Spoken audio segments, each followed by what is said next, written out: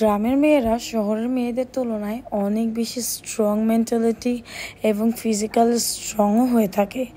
আমরা কিন্তু ছোটোবেলাও ওদের মতো স্ট্রং ছিলাম। আসসালামু আলাইকুম এভরিওয়ান। সো কেমন আছেন সবাই? আশা করছি ভালো আছেন। আমার জন্মস্থান ঢাকাতে, কিন্তু আমি কিন্তু গ্রাম এবং শহর মিলিয়েই থেকেছি। আমিও কিন্তু সব ধরনের গাছেই উঠতে পারতাম, শুধুমাত্র ডাব গাছ ছাড়া। আমি ফিশিংয়ে অনেক বেশি এক্সপার্ট ছিলাম, খুব মাছ ধরতে পারতাম। আজকে আপনাদের সাথে শেয়ার করব আমাদের গ্রামের 12 মাসের এই আম গাছটির কাঁচা একদম কচি আম খাবো। ওকে গাছে উঠতে দেখে আমারও ছোটবেলার অনেক স্মৃতি মনে পড়ে গেল। আমিও একবার এভাবে গাছে দোল খেতে গিয়ে পড়ে গিয়ে বুকটাতে অনেক ব্যথা পেয়েছিলাম, তখন আমি অনেক ছোট। সো দেখুন, এই যে আমাদের গাছের আমগুলো, এখন বাজারের সব আমগুলোই হচ্ছে পাকা, কাঁচা আম একদমই রেয়ার। সো এটা কিন্তু আমাদের বিক্রমপুরে আমার শ্বশুরবাড়িতে। সো এই গাছগুলোতে কিন্তু 12 মাসই আম ধরে থাকে এবং খুব সুন্দর আম হয়ে থাকে। মাত্র 2টা চারা গাছই আমাদের আছে বাগানে, কিন্তু আমরা সময় মতো আমগুলো খেতেও পারি না। আশেপাশে যত পিচ্চিরা আছে সবগুলো এসে এই গাছগুলোতে হানা দেয়, গাছে উঠে দোল খায়, গাছের রফা দফা আর কি বের করে ফেলে। হ্যাঁ, এমন একটা পরিবেশ যে পাহাড় দিয়ে আসলে কোনো কিছুই রাখা যায় না। অনেক স্লো, আমি খুব কাটাকাটি কম করতে পারি, কিন্তু আমি কাটতেছিলাম আর ভাবতেছিলাম যে আমার কাটা এত লেট হচ্ছে কেন, আমি কখন খাবো।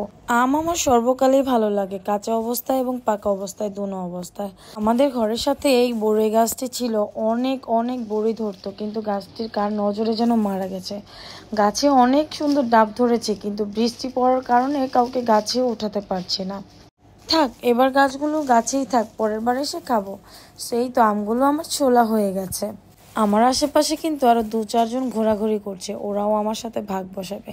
সো আমি মাইন্ড করতেছি না, ওদের নিয়ে আজকে এনজয় করে আম খাবো। আমার কয়েকটা প্রতিবেশী বাচ্চারা আছে যাদের বয়স 10 থেকে 12 এবং আরেকটার আছে 14 বছর হবে।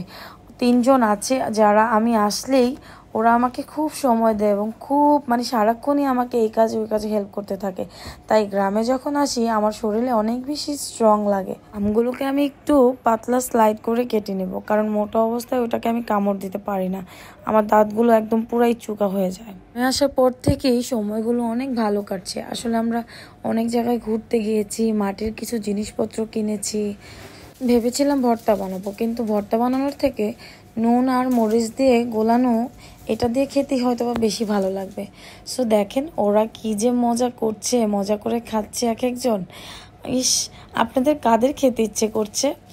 আমি তো খুব মজা করে খেলাম, এত বেশি মজা লাগলো। সবাই কিন্তু আমরা একত্রে যখন খেলাম তখন অনেক বেশি মজা লাগলো। কাঁচা আম মোটামুটি অনেকেরই প্রিয়, এটা ডালের সাথেও অনেকে খেতে পছন্দ করে। এখন আমার মেয়েও আবার ছুটে চলে আসছে, সেও লবণ দিয়ে আম খেতে খুব ভালোবাসে। লবণটাই যেহেতু তার মেইন উদ্দেশ্য আমি জানি, কিন্তু আমি লবণ এই জন্য ওর কাছ থেকে সবসময় আলাদা করে রাখি। ওরা আবার একটু কমই খাচ্ছে, ভাবছে যে আমি এত দূর থেকে এসেছি আমিই যেন খাই। তো আমি আবার ওদেরকে ভালো মতো দিয়েই খেলাম। এখন আবার আমার ছেলেও এসেছে, সেও নাকি আম খাবে। আসলে আমার বাচ্চাদের মূল উদ্দেশ্য হচ্ছে লবণটা খাবে, আমি তো ওদের চিনি। সো সবাই ভালো থাকবেন, সুস্থ থাকবেন, আশা করি। আল্লাহ হাফেজ।